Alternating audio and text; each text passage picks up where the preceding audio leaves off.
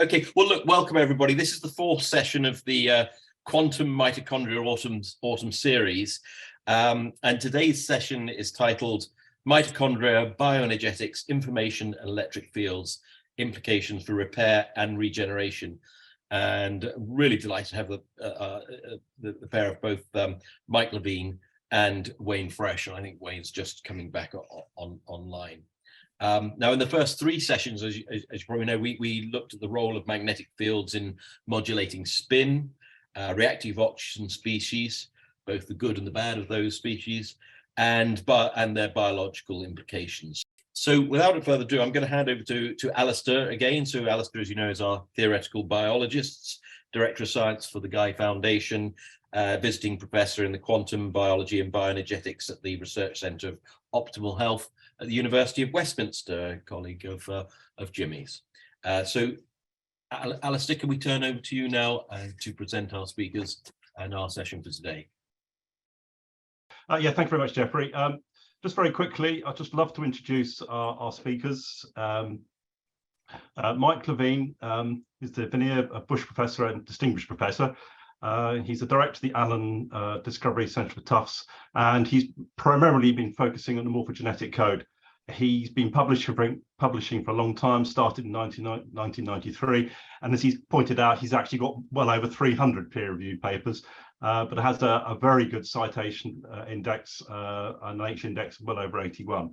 So very, very, very well thought of.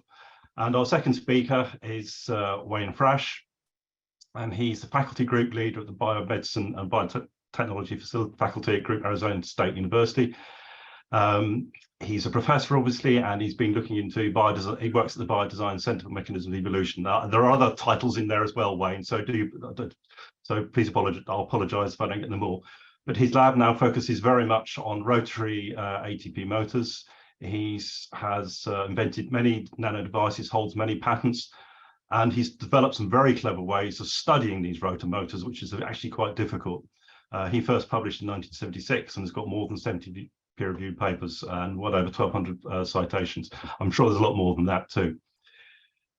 Just briefly to try and introduce and how we bring these two together.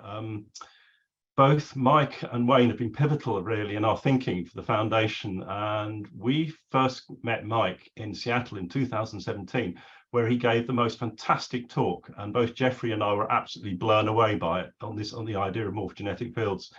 And a bit later on, we met Wayne in Andover up in North America at the GRC discussing bioenergetics. And again, when we started to really think about the role of the ATPase and the rotary motor, these things were absolutely amazing.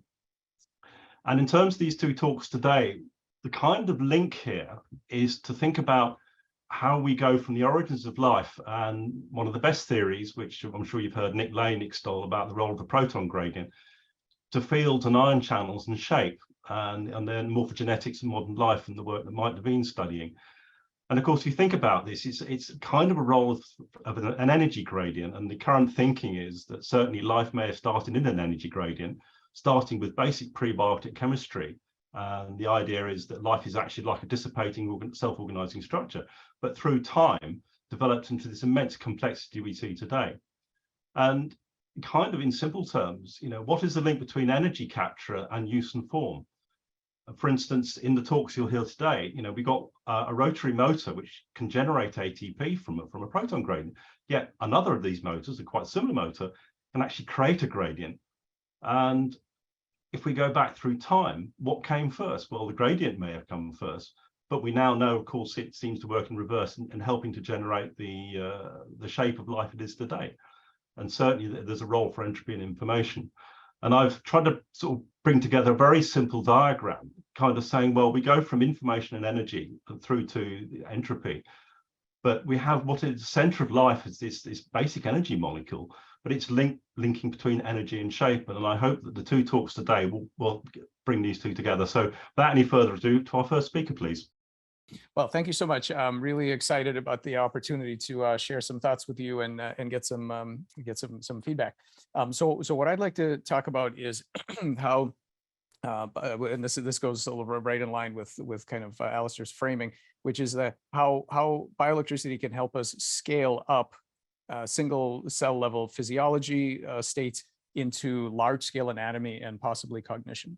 The thing that motivates a lot of our thinking about this problem is the idea that all of us have crossed this kind of a Cartesian cut, moving from so-called just physics, right? So we were all quiescent oocytes at one point, so a collection of chemicals, to one of these remarkable complex creatures, or possibly even something like this, with a high level cognitive intelligence. So this is a single cell. This is a lacrimaria. It has no brain, it has no nervous system, and yet it has very high competency at single cell level agendas. So metabolics, the single cell level behaviors, physiology, all of that, it does perfectly well. So what we really want to understand is this slow and gradual process that goes from simple chemistry and physics into body structure, and then cognitive complexity, and how evolution results in hardware that's able to perform that kind of scaling. So the three sort of main points for today I'd like to transmit are these. First of all, to start thinking about all intelligence as collective intelligence, meaning made of parts, where the most interesting question is, how do the competencies of the parts in some way integrate into an emergent, coherent, large-scale individual via this multi-scale competency architecture of nested problem solvers, and we'll talk briefly about that. I want to talk about bioelectricity as a kind of cognitive glue, which basically in the brain, of course, we know it binds, electrical networks bind the activity of individual neurons into the cognition, the plans, the memories, the hopes and dreams of large scale kinds of selves. And specifically focus, I want to tell a couple of stories, because these two are subjects that I've talked about here before. But what I'd like to do is specifically focus on the role of the VATPase as a versatile piece of molecular hardware that is incredibly highly conserved in these kinds of roles, in these processes that I was talking about, and in particular in scaling up from single cell information to a body-wide pattern. So what I mean by nested problem solvers is something like this, which is that biological systems are not only nested dolls structurally, which is kind of obvious, but more importantly, every level here is itself a problem-solving agent in different spaces. So all of these different layers solve different kinds of problems with different degrees and kinds of competencies. And so we generalize this idea of intelligence as some degree of competency in diverse spaces. We follow Wiener and Rosenbluth's sort of scale here of it's a kind of cybernetic approach to looking at what are the different kind of phase transitions in these competencies, right? You can start off with very simple kinds of behaviors and eventually worked up to something very sophisticated. But what we are very good at as humans is recognizing intelligent behavior in three-dimensional space. So medium scale objects moving at medium speeds in 3D space is very easy for us to look at birds and various other creatures doing clever things. But there are actually many other spaces in which biology is also executes very competent navigation. So there are transcriptional spaces of possible gene expression levels, and if we have time, I have some a story I could tell about some amazing navigation of transcriptional space, physiological space, of course, and morphospace. This is what I'll spend most of my time talking about. So morphospace is the space of all possible anatomical configurations for a particular structure and how it is that we get from here to there.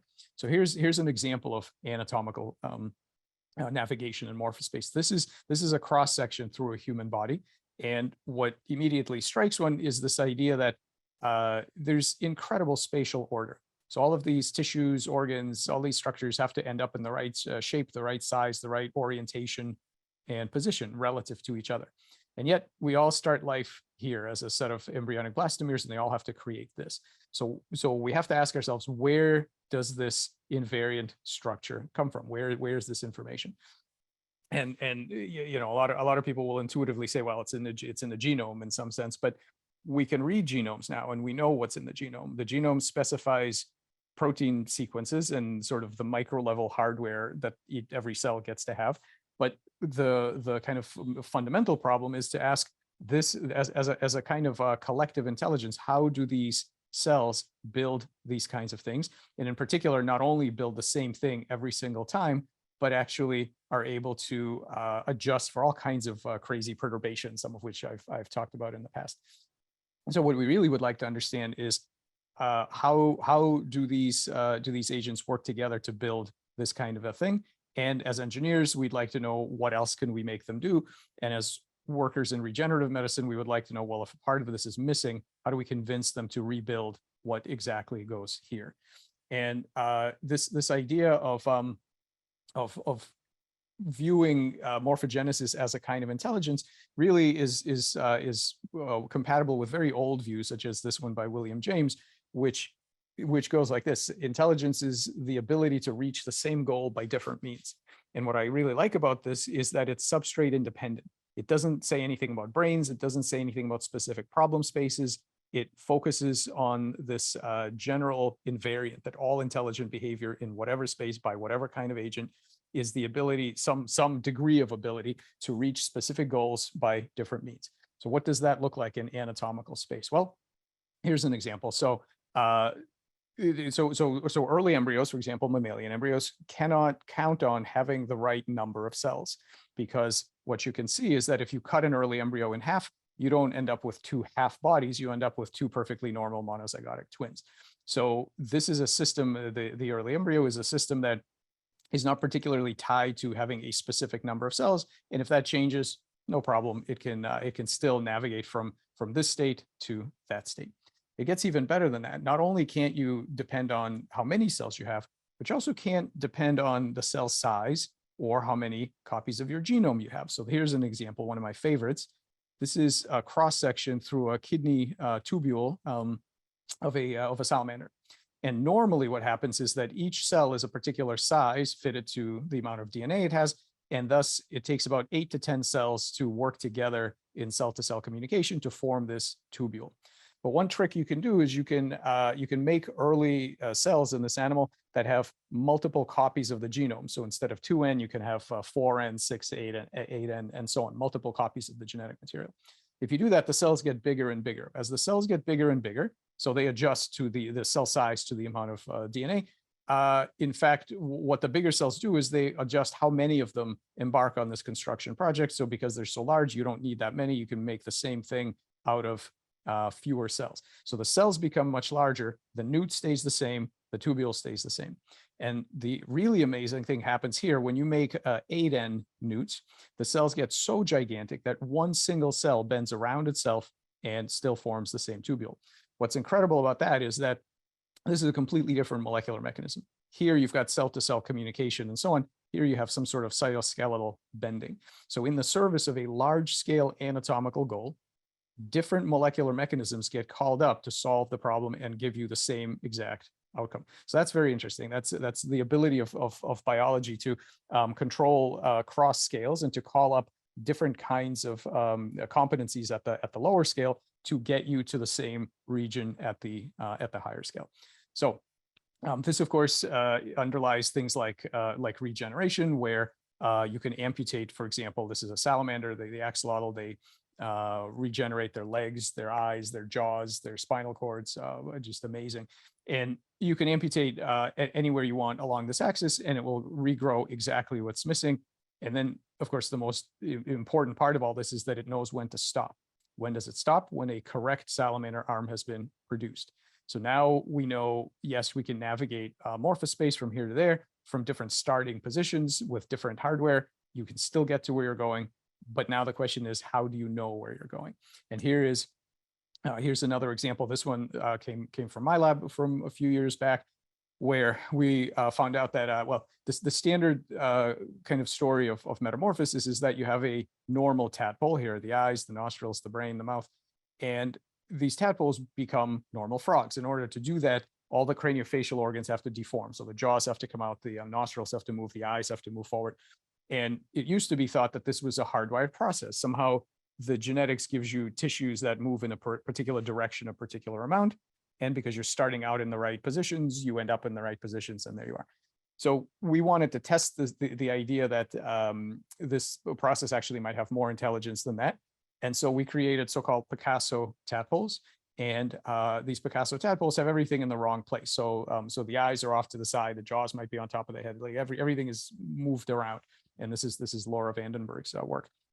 And so what we found is that these tadpoles actually make perfectly normal frogs by and large, because all of these structures starting off in the wrong position will still will move in unnatural paths. In fact, sometimes they go too far and have to double back until you get a correct frog face, and then they stop. So what we actually have here is a kind of error minimization scheme that the system is able to do. And so what we think about is something like this. This part here is the standard part that's in all of the kind of developmental biology textbooks, which is this sort of feed-forward emergence, this idea that genes regulate each other, they encode some effector proteins that are sticky, or they exert force, or they do various things. And that eventually, by high numbers of cells following the local simple local rules, you get an emergent structure such as this. And that's fine, and that of course does exist.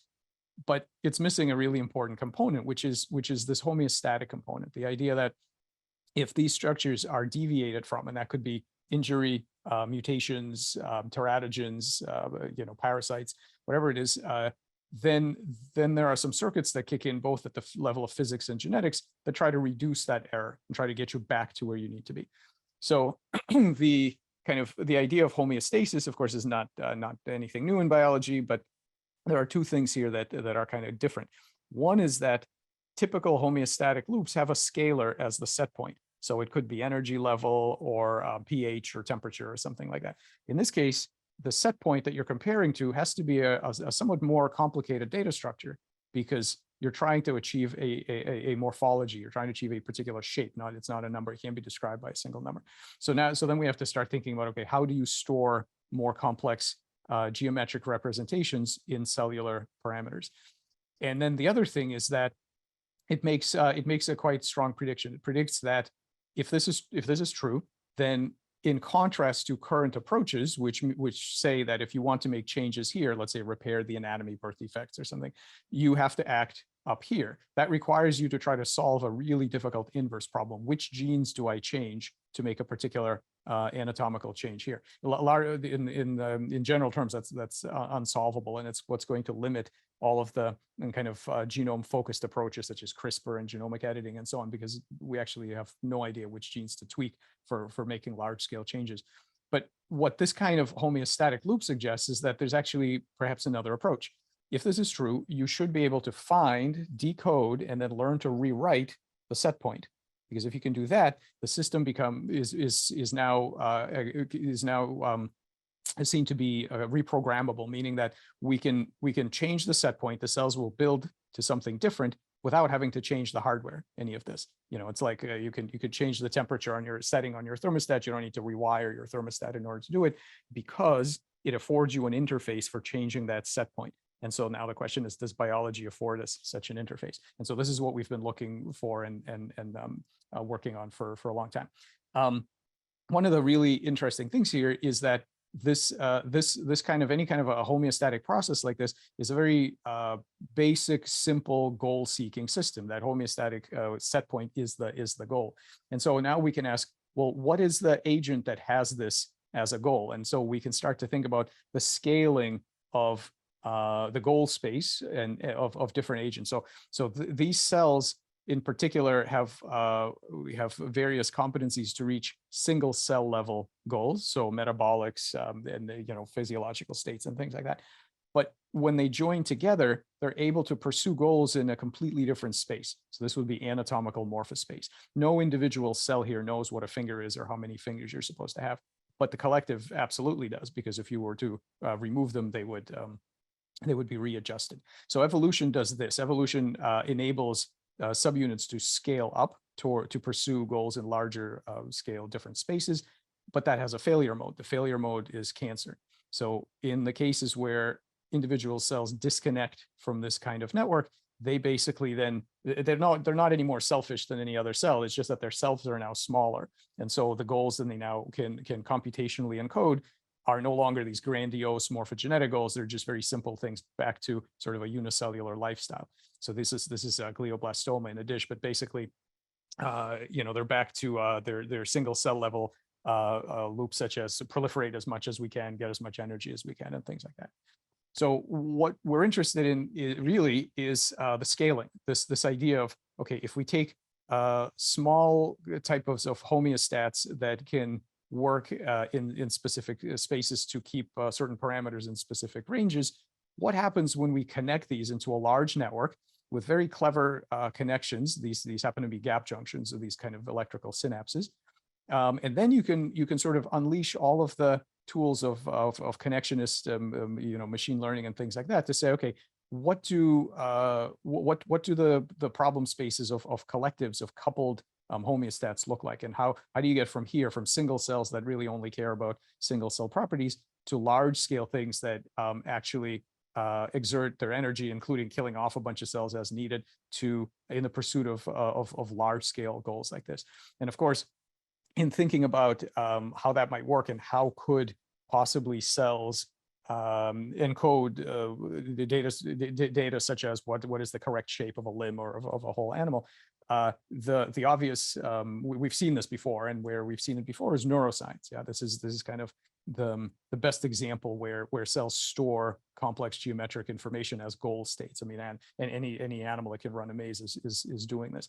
So and just very briefly, the hardware that enables this is this. So cells with neurons with ion channels on their cell surface that provide a particular electrical potential, and the ability to propagate that potential to neighbors through gap junctions, through these regulated electrical synapses. So that's the hardware.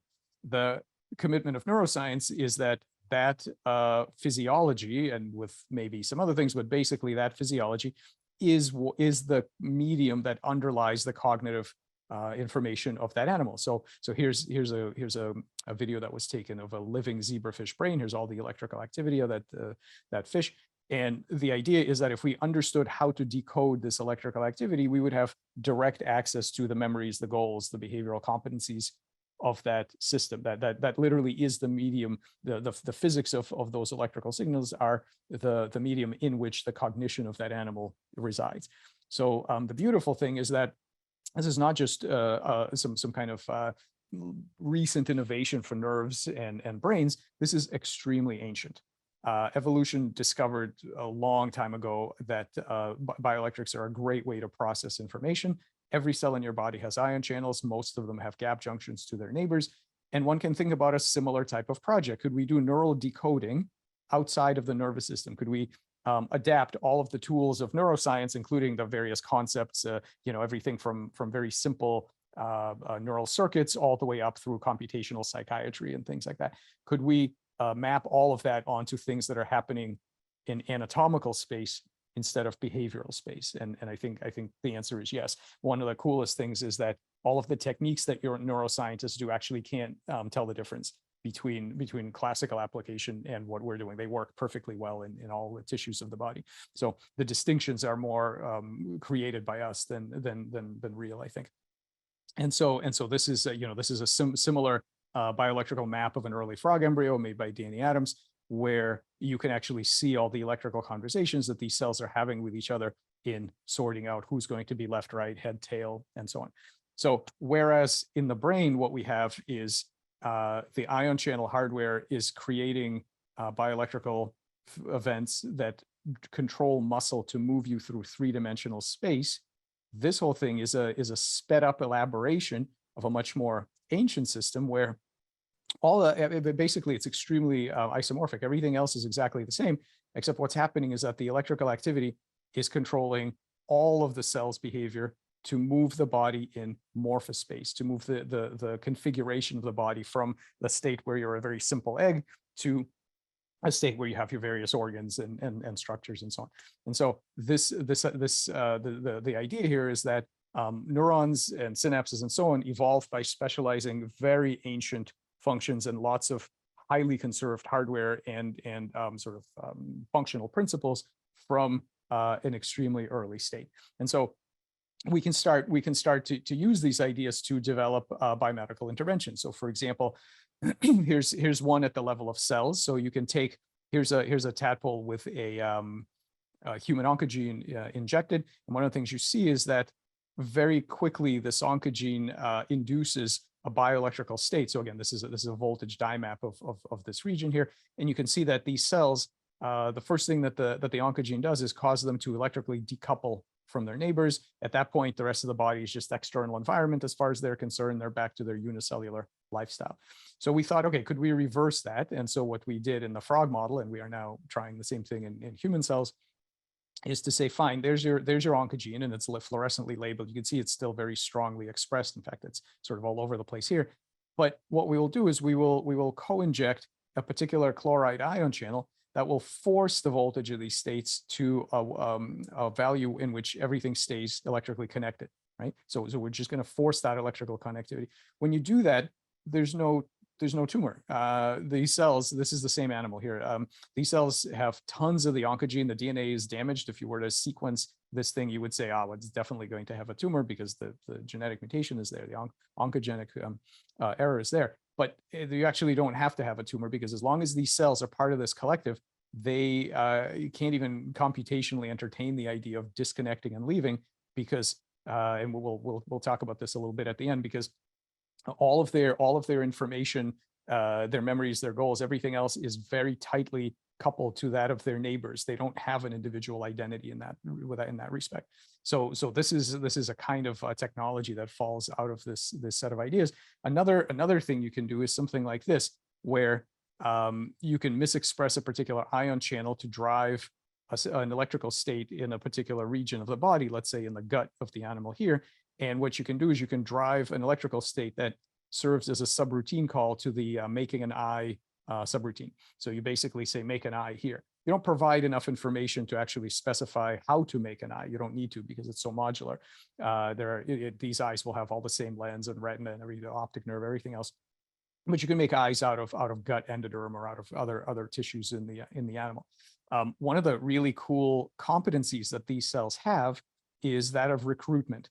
For example, in an ant colony, the ants or termites have the ability to recruit neighbors within the colony to help them get certain tasks done. That's an interesting competency in the collective intelligence of ants.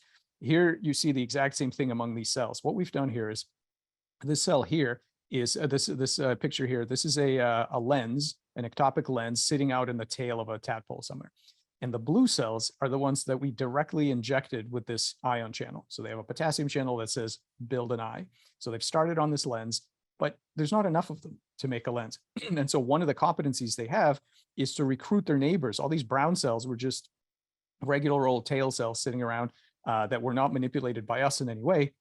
But this is secondary instruction. So we instruct these cells to make an eye.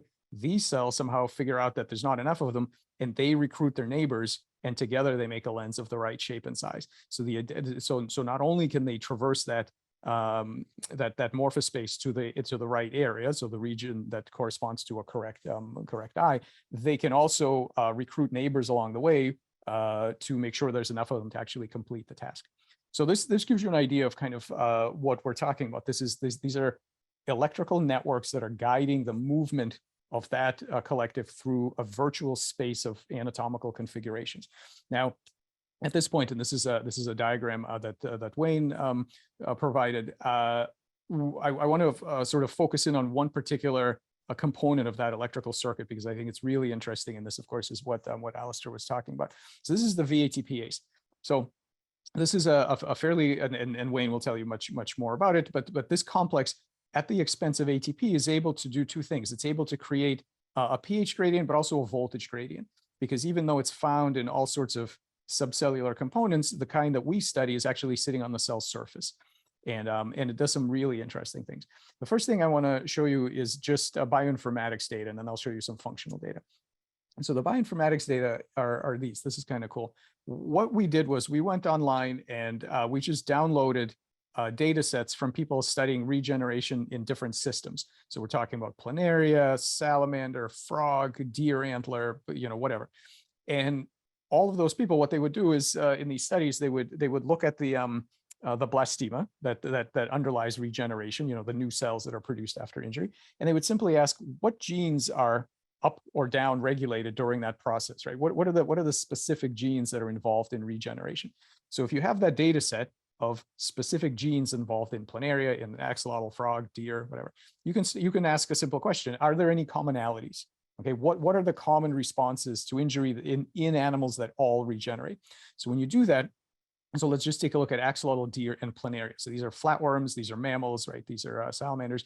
So you look at all these data sets, and there are 23 things in common. So you can take a look. There's your list of 23 things in common. 2 of these are component of the VATPase, and 1 is an ion channel. That's kind of interesting. But something even more amazing happens when we include plants. So plants also regenerate. Plants, of course, are a separate origin of multicellularity from all of these guys, right? So a completely independent origin of multicellularity. When you include that data set and you say, okay, 23 among the animals, but what happens if you include plants too? There's only one thing they have in common. And guess what that one thing is? That one thing is the VATPase. That's kind of amazing, but this is just a sort of observational data. So now I want to show you the functional stuff. And this is this story. This is a very this story that I worked on right at the beginning of when I was doing my postdoc and starting my lab. And this is the story of left-right asymmetry. One of the most fundamental things about the body plan of any living thing is what kind of symmetry it has. So we have some things with spherical symmetry and radial symmetry and bilateral symmetry and so on. And separating the body axis into left and right halves is something that happens extremely early. In fact, it's the first step of development. It's getting your bilateral organization right.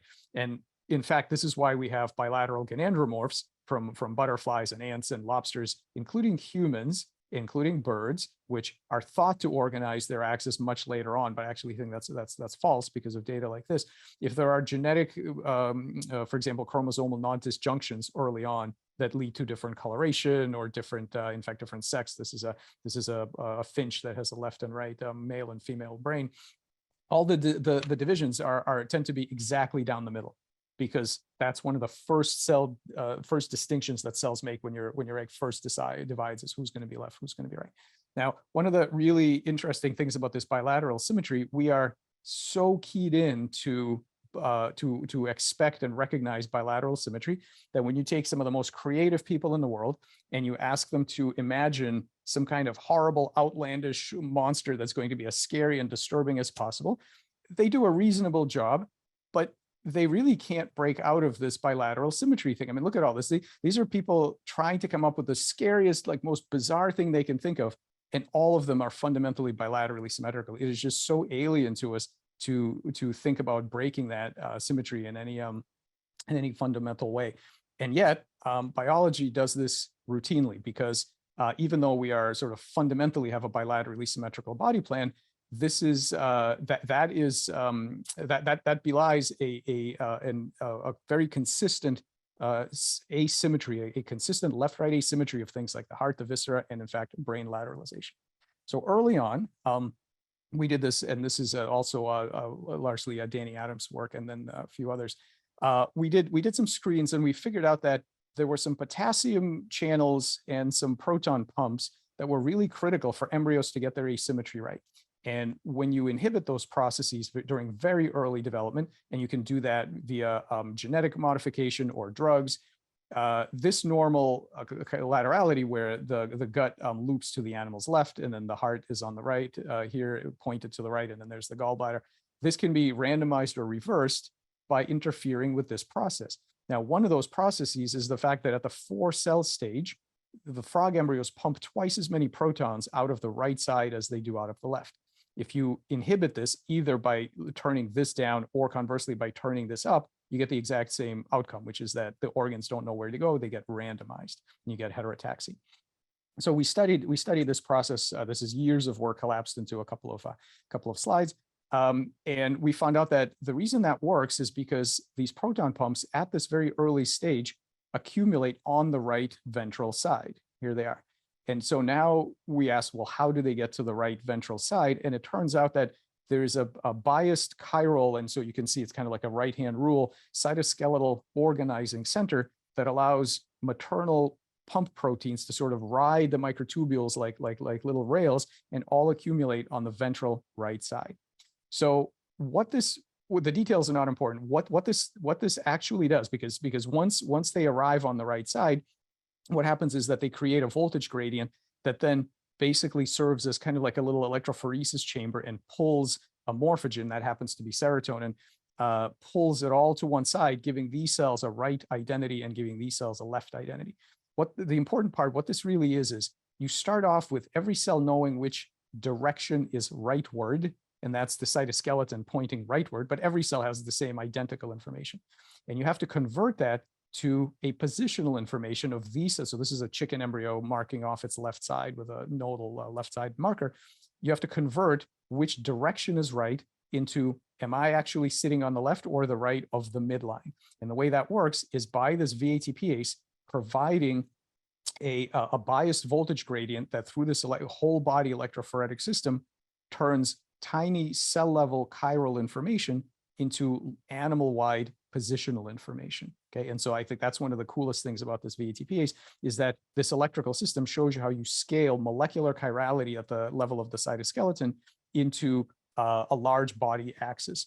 And so just the last couple of things here. The other thing that we found the VATPase to do, and this is also largely Danny's work, is it's really critical for appendage regeneration. So if you cut off the tadpole tail, normally it will within about a week it will regrow and you get your new tail back. In fact, it's really cool. It grows faster than the normal tail because it knows it has to catch up. By the time the time is done, it has to be as big as the tail would have been by that point. It doesn't just make the same tail.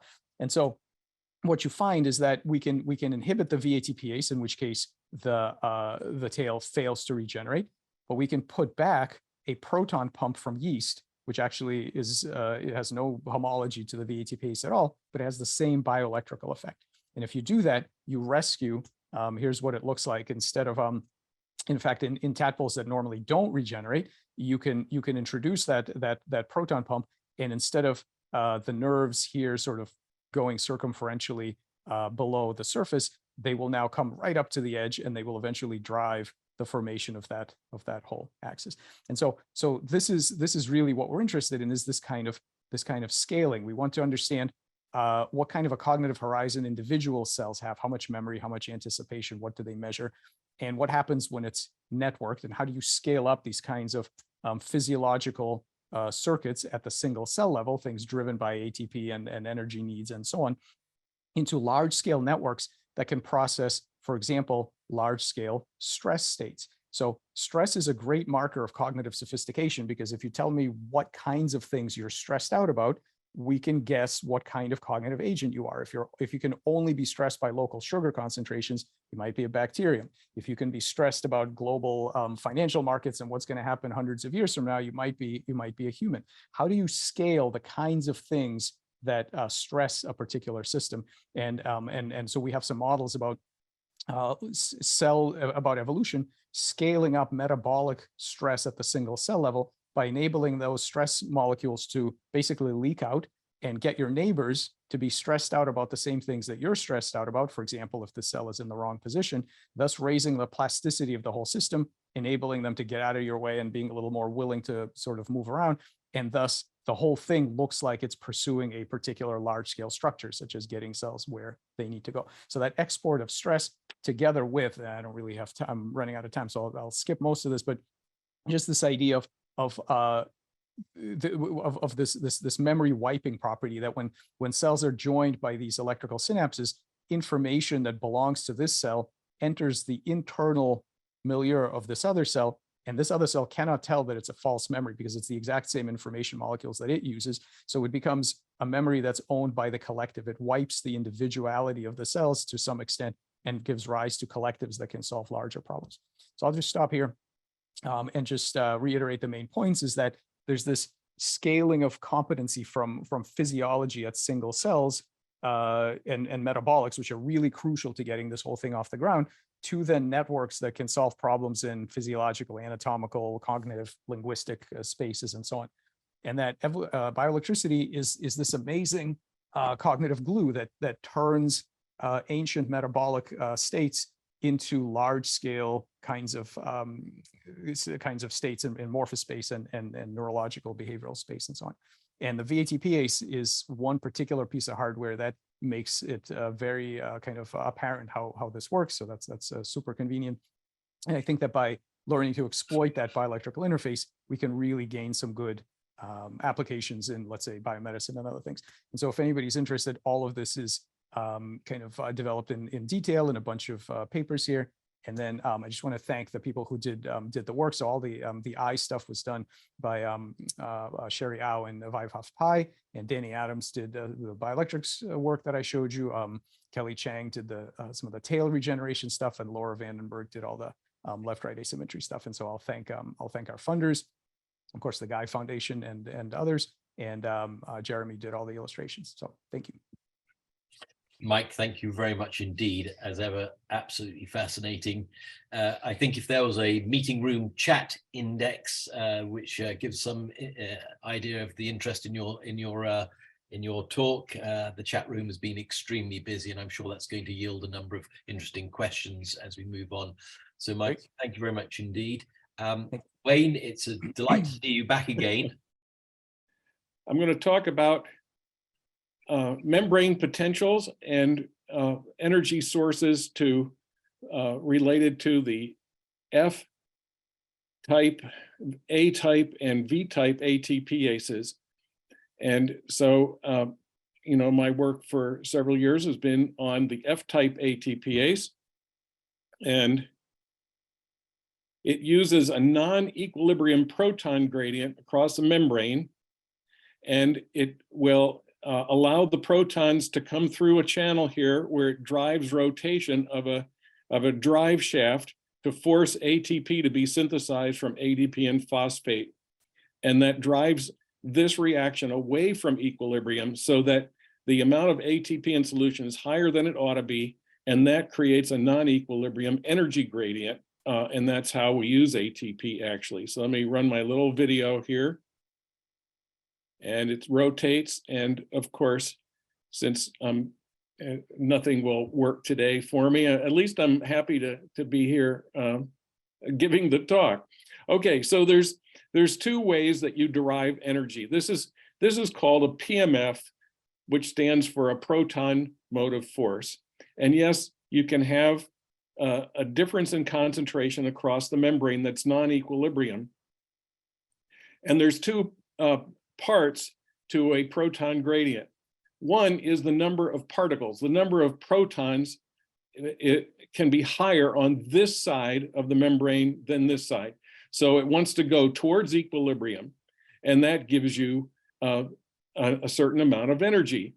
So that would comprise a delta pH. So if you're getting energy, this would be Gibbs free energy, you would have this relationship where it depends on the log of, if you're in a mitochondria, of the proton concentration in the intermembrane space divided by the concentration of the matrix. However, it's actually simpler than that, because pH is a log function. So it's really just a delta pH. It's just you take pH 8 minus pH 5, and that's 3. So you just multiply it through by these fixed numbers, and you get your free energy. However, the protons are charged. So you also have a charge difference across the membrane by just having a difference in the proton concentration. And so that also gives you energy, and that is defined by this, where this is the number of charges on each molecule. So for, say, magnesium, it has 2 per atom. And then this is just a constant, Faraday's constant, et cetera. And so as a result of the difference that you would have across the membrane of charges, you would also get a free energy amount from that as well. So overall, this delta mu is the sum of the membrane potential and the difference in pH. So the amount of ATP that can be made as you drive this away from equilibrium gives you a chemical potential for ATP. Free energy of ATP equals the standard free energy. You just set everything equal to 1 molar. And then you look at your ratio here. So, so for E. coli, for example, people have looked very carefully at steady state when it's growing at log phase, and they've measured the ATP, ADP, and phosphate concentrations. And you can typically get about 11.7 kcal per mole from this protein complex making energy. So that's what drives an E. coli's life. For mammals, in mitochondria can go a little bit better. It can go 15 to 20 kcal per mole.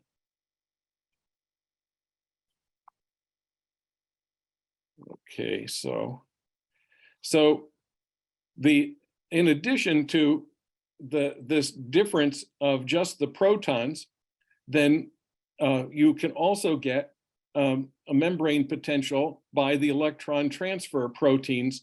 These proteins are, when they are oxidizing NADH to start this, and so the electrons come down through the quinone, and then it gets passed over here to complex 3, and the quinone gets oxidized, and the electrons ultimately make their way to complex 4, which then reduces oxygen that you breathe to water. And in these 3 cases, each time the electrons are moving through, it's pumping protons onto this side of the membrane. But more than that, you have differences in the redox potentials on this side of the membrane and versus this side of the membrane. And so that this gives you also a standing membrane potential in these membranes. Okay, so what I've just described to you was extremely controversial in the 1970s. And during this period of time, there was a journal called Tibbs that did little mini reviews of things. And so this controversy raged for years. And so anyway, this is, they used to put these cartoons in, and it sort of made heroes out of the people studying these things. This is Peter Mitchell, who got the Nobel Prize in 1979 for actually showing those different equations that I just presented to you. And here it says, the caption says, Mitchell sets sail for the chemiosmotic new world despite dire warnings that he will be consumed. So you can see here's the membrane, and there's all sorts of people measuring things and people saying, oh, the earth is flat. No, it's actually, they didn't believe in the chemiosmotic theory. And he's sailing off to the new world where the F1FO is spewing protons out the top while it makes ATP. So yes, people in bioenergetics refer to this as the Romantic era. Data were weak, but personalities were very strong. So anyway, this, even after Mitchell got the Nobel Prize, then people didn't believe him. One of these people was Norm Good. He was already in the National Academy of Sciences, the US National Academy, and he was a prominent figure in this, and he just did not believe Mitchell. And so he had a grad student, Roger Handgardner, who did these experiments, and you can see this goes back to 1982 when this was published, and these are the most elegant demonstration of how this works. And so they're actually using vesicles isolated from spinach chloroplast so that the F1 is sticking on the outside. And what they do is a two-step thing. They incubate the vesicles with a low pH buffer that allows it to equilibrate across the membrane. So the inside is a low pH. And then they do a rapid transfer into a high pH buffer that contains ADP and phosphate, and then they look for how much ATP gets made. And so in the absence of a membrane potential where you just have a delta pH, nothing much happens until you get a delta pH of about 3, and then it starts to go up. Now, what they did was to impose a 10-fold difference in potassium across the membrane. Potassium has very low permeability across these membranes.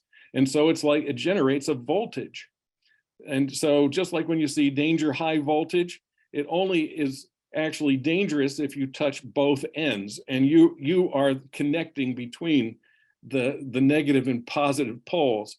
Well, that's the case for potassium too. So at the very start, when you mix with the high pH buffer, you also add valinomycin that allows the potassium to have some communication across the membrane. So 10-fold difference will give you 60 millivolts, and now you can see it drops by 1 pH unit. And then if you have a 100-fold difference in potassium, it now drops by 2.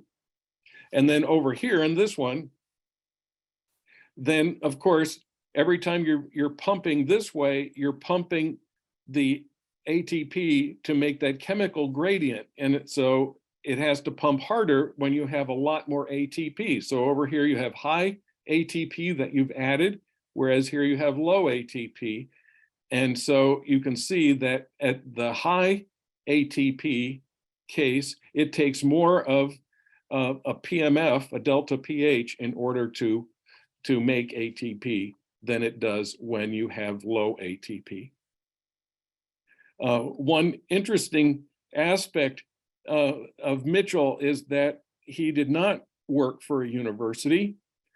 He was independently wealthy and had one of these grand homes in the UK where he opened one wing of his mansion to be a laboratory. And so it was very much, he was off the grid in that regard to come up with these results that were so controversial. Anyway, this continues to be investigated because it's really not yet understood how the membrane potential contributes to ATP synthesis. We know how the proton gradient does. So this is a structure of the F1FO, and it has the turbine here, which each one of these C subunits, which is a hairpin, there's a helix, turn, helix, and each one has a carboxyl group right in the middle of where the membrane is that will take up a proton. So the protons would come in from a channel that's here, be taken up, and they have to rotate all the way around in the membrane until they get back to this, which is called subunit A, and then there's an exit channel here. And in so doing, they rotate this drive shaft, which connects, this is F1, and this is where the ATP is synthesized. So for each 120-degree turn, there is one ATP synthesized. And then, of course, it depends. In E. coli, this is a C10 ring. So it takes 10 protons to go across the membrane to make 3 ATPs. So consequently, it's sort of an interesting thing that this is not restricted to be 3 times the number of catalytic sites that you have. So research that I published actually on New Year's Eve of this past year, we had done an extensive single molecule study of this effect, and we found that we can stop, that the FO can stop the rotation driven by ATP hydrolysis and actually reverse it and go in the ATP synthesis direction. And this, we found, was attributed to a proton transfer event across the membrane, where in the ATP synthesis direction, we would have protons coming in through here, going on to the carboxyl group of the of the C ring, and then they would come off here. And this would allow us, even without a proton gradient, to move 11 degrees. And we hypothesized that that was the result of the fact that this is hydrophobic, and once it donates its proton, it gets pulled into an aqueous vestibule here. And furthermore, that the results showed to us that any mutation of these residues would change the pKa values of this input channel and the output channel at the same time, so that they're all connected. And so consequently, this only gets you 11 degrees for the proton transfer event. So we hypothesized that the remainder of the 25 degrees for a C10 ring, it's every 36 degrees, that is made up by an electrostatic attraction of this negatively charged unprotonated carboxyl to the stator arginine, and that pulls it forward. And that this would be subject to the power of the standing membrane potential. And so this would be a two-step mechanism, would go back and forth, and ultimately then it would move a full 36 degrees as the next proton transfer event happened.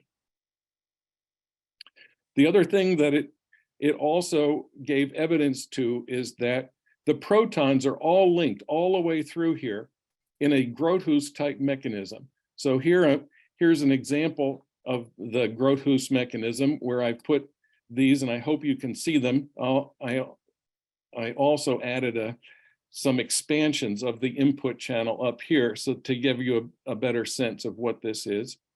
And so this is a carboxyl group, and that's the hydroxyl group on it. Here's a proton coming from one side of the membrane, and there is an intervening water here, and then they're all hydrogen bond linked all the way through, all the way to the point where it reaches the carboxyl on the C ring. And all it takes is for this proton to come on here, that becomes the hydroxyl. This switches from being the hydroxyl to being the hydrogen bond, and it just ricochets all the way through, just like in billiards, where you have billiard balls all stacked up. So every time you would add one proton up at the top, you drive one proton off all the way at the other side of the membrane. That's a Groothuis proton translocation mechanism. So in recent years, it was discovered that the C ring varies among species. And this is only a short list. It goes from C8, 9, 10, 11, 12, 13, 14, 15, all the way up to 17 now. And you can see that this is the difference in the size of the C ring, and that if you're in mitochondria, then it has a C8 ring, and so it turns 45 degrees for each proton. Whereas if you're up here in spinach in the chloroplast, then it only turns 26 degrees because it's a C14. Yet the subunit A that serves as the input and exit channels are pretty highly conserved. Now, the other thing is that if you look over a few different organisms that have been examined thus far, that the energy in delta pH and delta psi have been measured.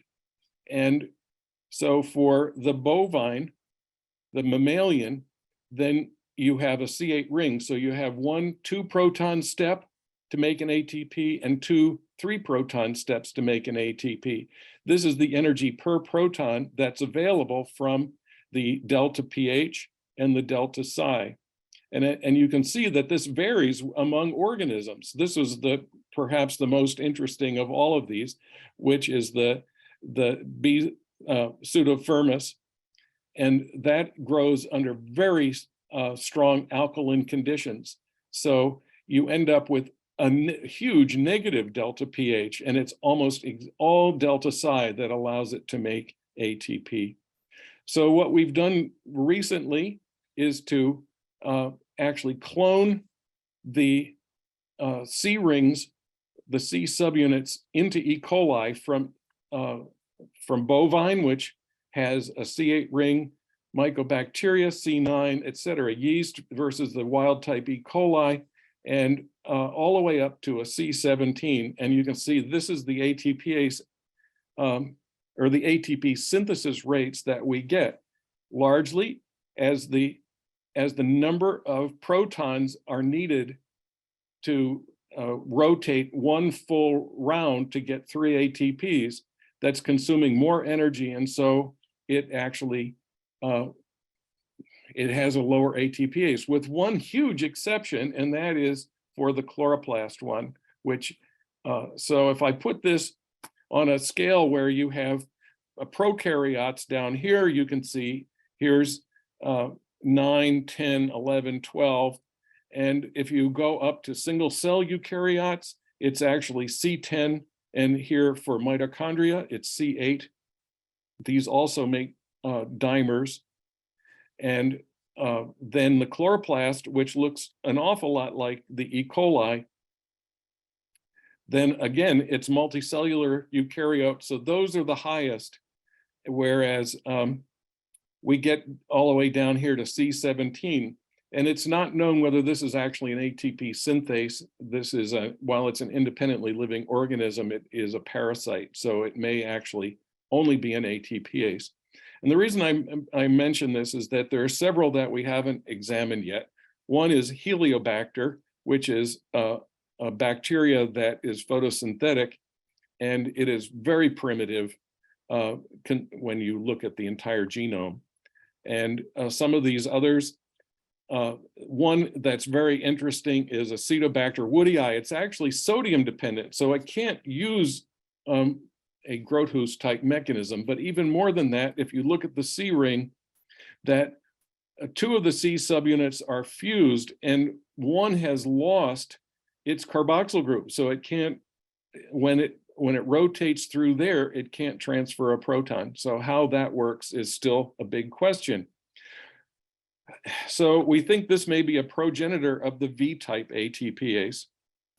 If you look up over here, the V-type, it's an ATPase only, whereas these are ATP synthesis, but they can hydrolyze ATP if it gets too high. This can only hydrolyze ATP, and it's used to generate a proton gradient and a membrane potential, as Mike was saying. And it has a huge C ring, but only every other one is able to move a proton across the membrane. So that's one of the reasons why it cannot act as an ATP synthase. And there's an intermediate here. These organisms, they are, some of them are archaebacteria, and others are V-type, even they're just ATPase only, but they're very primitive, and they have, you can see they have 2 peripheral stalks, where the F-types all have just 1 peripheral stalk. So it makes it much more rigid, and it also has extra subunits down here. And finally, when you get to the vacuolar one, you have 3 peripheral stalks and a large number of regulatory subunits here. So this gives you some sense of the evolution of these different ATPases.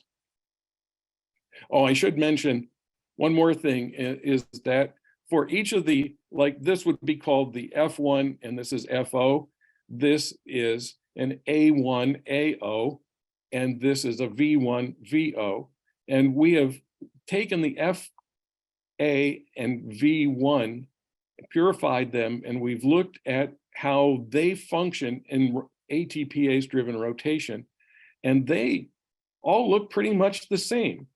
But it's these differences in the difference of the stalks and the difference of the C ring, as well as these other regulatory subunits that really make the difference.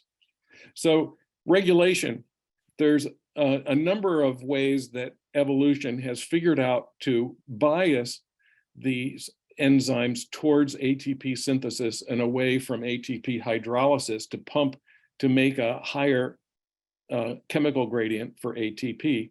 For E. coli, the epsilon subunit has a helix turn helix. And when it's actively making ATP, that is in the down position and that this can rotate. But when it starts to get under high ATP concentrations and it starts to rotate backwards in the ATPase direction, that causes these helices to unfold and insert up inside and act like a spanner in the works. To stop it, when it starts making ATP again, it comes back down. So for mammals and for any mitochondrial, there is a whole separate protein that does this. The epsilon, it does not have a long enough helix turn helix to accomplish this, and it's held in place by an extra protein.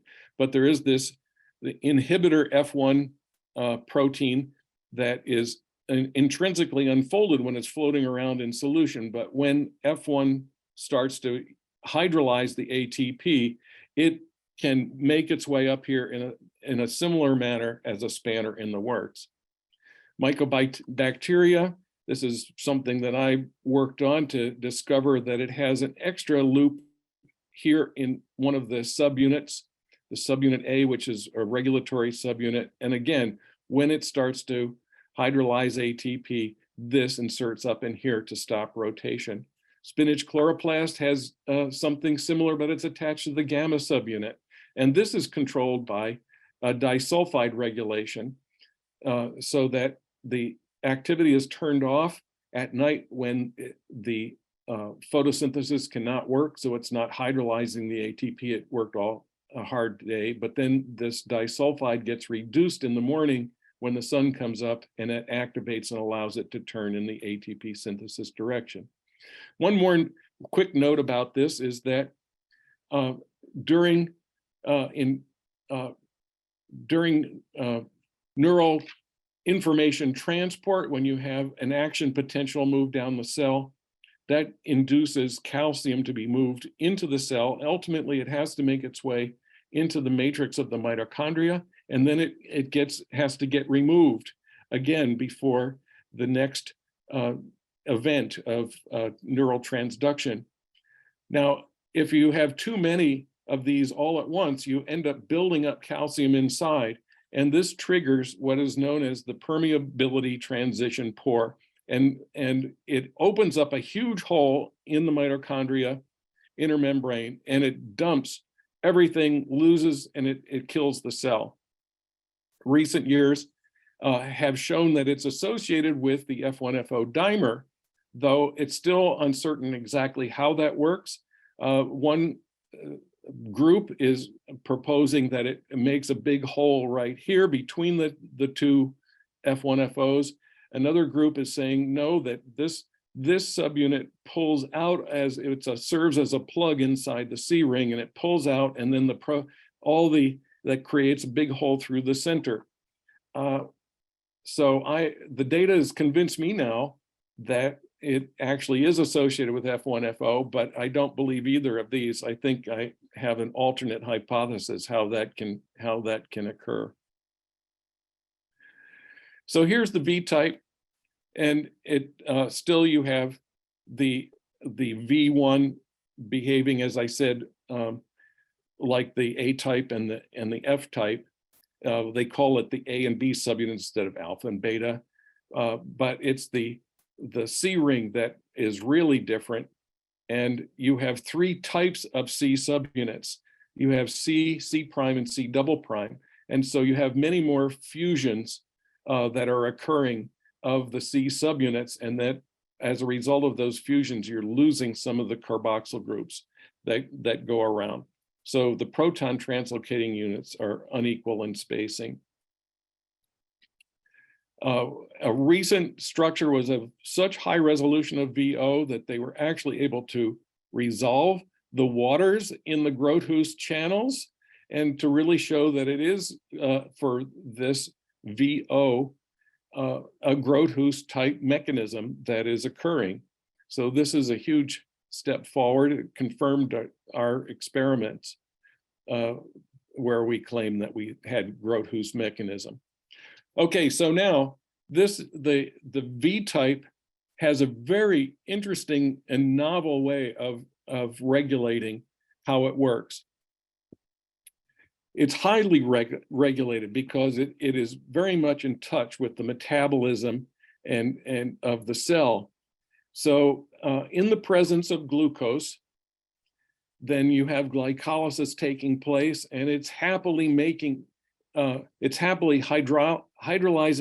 ATP to pump a proton gradient membrane potential. However, when glucose is low, then what happens is that you have three different things that interact with the V1 and the interface between V1 and VO. And the V1 actually dissociates from V1, and that of course disables the pump. Under conditions when you add glucose again, somehow the V1 finds its way back on here and resumes hydrolyzing ATP. So at this point, there are a number of proteins that are regulatory proteins that sense all different parts of the cell going on. Remember, this is distributed throughout the cell, not just in the mitochondria, but in the endosome, the cytoplasmic membrane, lysosomes, etc. And so anyway, there's a number of these TOR-C1. And so Mike made the interesting comment that somebody had taken the yeast VATPase and put it into a different organism and it still worked. So there is a difference between the fungi and the mammals in the kinds of these regulatory proteins that are responsible for turning the enzyme on and off. But they do have counterparts. Instead of the RAVE protein, you have riboconnectin, et cetera. Instead of RAS-PKA, you have P13K, and so forth. But they are running in parallel. And so again, here is a summary of the comparison between mammals and yeast, and people are still learning more about this is an active area of research of just exactly how do these proteins interact with the VATPase in order to turn it on and turn it off. One more thing I think that this group would be interested in knowing about is that the VATPase also has a protein called OXR1 that is specific to protecting cells during oxidative stress. And so under these conditions, the OXR will bind and cause, again, dissociation of V1 from VO and turn things off. And then of course it can be reassembled by RAVE and glucose, and consequently. So with that, I will stop sharing my screen and answer any questions that you have.